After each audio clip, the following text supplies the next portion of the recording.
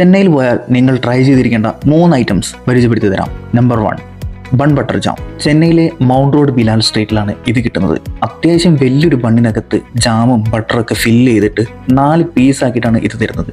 സംഭവം ഒരു സിമ്പിൾ ആണെങ്കിലും അടിപൊളി ടേസ്റ്റ് ആയിരുന്നു. എന്തായാലും നിങ്ങളിത് ട്രൈ ചെയ്ത് നോക്കേണ്ടതാണ്. രാത്രി 2:30-ക്കായിരുന്നു ഞങ്ങളിത് കഴിക്കാൻ പോയത്. ആ സമയത്ത് പോലും ഭയങ്കര ക്രൗഡായിരുന്നു അവിടെ. Number 2, 4 AM biryani. പുളിയൻതോപ്പ് എന്ന സ്ഥലത്താണ് ഇത് കിട്ടുന്നത്.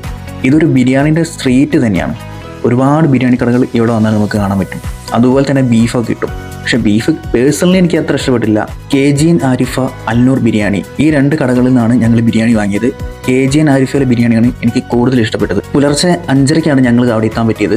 ആ സമയത്ത് പോലും ഒരുപാട് പേര് അവിടെ നിന്ന് വാങ്ങി കഴിക്കുന്നത് കണ്ടു. ഒരുപാട് പേര് പാർസലും മേടിക്കുന്നത് കണ്ടു. ചെന്നൈയിൽ വരുമ്പോൾ മസ്റ്റായിട്ടും ഇത് ട്രൈ ചെയ്ത് നോക്കാം. നമ്പർ 3, ഹൈദരാബാദി ഇറാനി ചായ. എഗ്മോറിലെ കെന്നറ്റ് ലൈനാണ് ഈ ഒരു കഫേ ഉള്ളത്. AR റഹ്മാൻ കഫേ എന്നാണ് ഷോപ്പിൻ്റെ പേര്.